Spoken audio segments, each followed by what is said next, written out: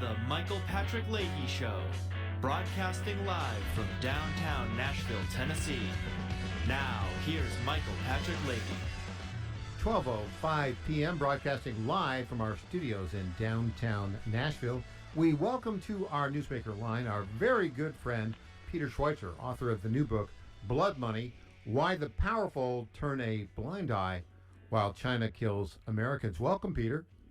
Michael, great to be with you. Thanks for having me. And thanks to you. You were a gracious host to me when I went down to visit your world headquarters of the Government Accountability Institute a couple of years ago in Tallahassee, Florida.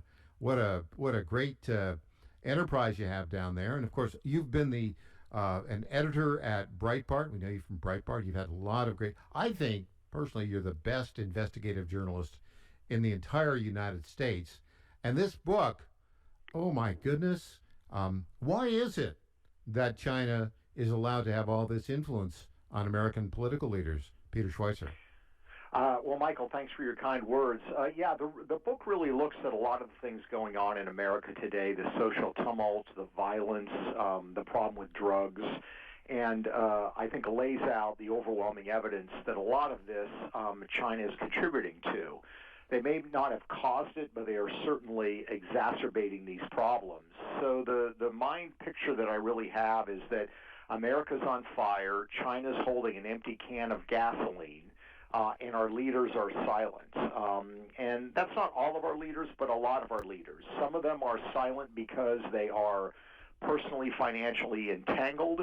Others are silent because they don't want to make the hard choices that come with the reality of what China's doing. Because if China's doing these things, and they are, it means you cannot have a normal relationship with this country. You can't talk about cultural exchange and trade until you deal with the fundamental fact that China over the last 5 years has killed literally millions of Americans through its actions. So that's part of the reason why you see this silence from our political class.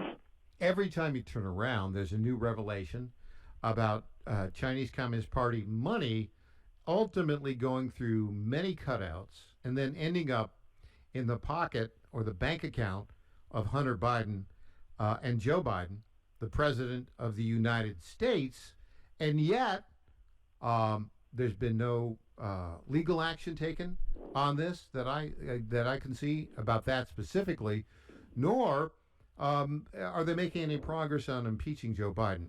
Why is that, Peter? Well, I think it's political in the sense that the evidence, I think, is overwhelming. There is no explanation that has ever been offered by the Biden family as to why they received these tens of millions of dollars from these Chinese businessmen. There's no legitimate service that has been performed, no product provided, nothing. It is absolutely an influence game, and it is affecting the decision-making of our leaders. I mean, as I point out in BloodMoney, the reason that Joe Biden is so quiet on China's direct involvement in the fentanyl trade, and they really are the senior partners here, the Mexican drug cartels are the junior partners. The reason Joe Biden is so silent on it is that in 2017, his family received a $5 million interest-free forgivable loan that they've never repaid from a Chinese businessman who happened to be the business partners with a Chinese criminal gang leader who goes by the name White Wolf, who set up the Sinaloa cartel in Mexico in the fentanyl trade. So you literally have 1 degree of separation from the first family of the United States to the fentanyl trade. Joe Biden does not want to have a conversation about this subject because it hits very close to home. So for people who believe that, these financial corruptions involving the Bidens are sort of victimless crimes, it is very directly affecting and influence the policy choices that this president is making.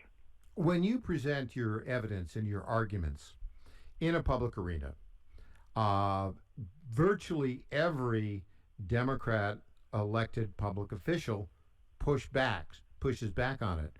Why is that? Yeah, they don't push back on the actual facts or details. They acknowledge, we first broke the story back in 2018 that these ties with these Chinese businessmen and the Ukrainians actually exist. they don't dispute that the money. What they dispute is they try to say, well, Joe Biden himself personally really didn't get much of this money at all, which honestly is irrelevant. Any corruption, bribery case, and the law in the United States says it doesn't matter if the actual politician themselves get paid.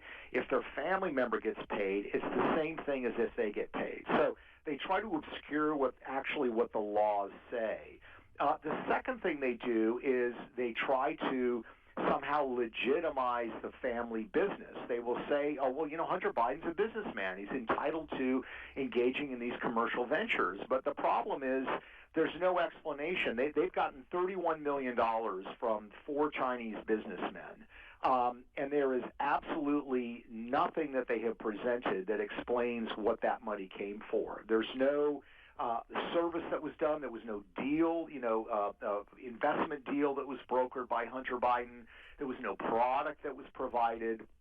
It's literally cash being sent to Hunter Biden and to Jim Biden, the president's brother, for no discernible reason. And these individuals sending this money to the Bidens are not stupid. They are expecting and getting things in return, and they're getting access, and I would argue they're also getting favorable policies from this president. So Democrats don't really push back on the facts. They just try to argue something that's actually not there. Do you have any insights into the report yesterday from a whistleblower that I think was brought to the attention of the House Oversight Committee that in 2021, when the IRS and the Department of Justice wanted to investigate and talk to, I guess, the sugar brother of Hunter Biden, this attorney Patrick Kevin Morris, who's very, very wealthy in Hollywood. Apparently, according to this whistleblower, CIA operatives or CIA executives told the Department of Justice, "Don't talk to this guy." Do you have any insights on that? I don't, but it is a shocking revelation. And look, when it comes to the IRS, they are supposed to treat every taxpayer the same. And the suggestion that somehow Kevin Morris shouldn't be talked to because of the political connections and the political sensitivities here is patently absurd. And the fact is, as the whistleblower is saying, that it's actually the CIA that was doing it raises a whole host of other questions.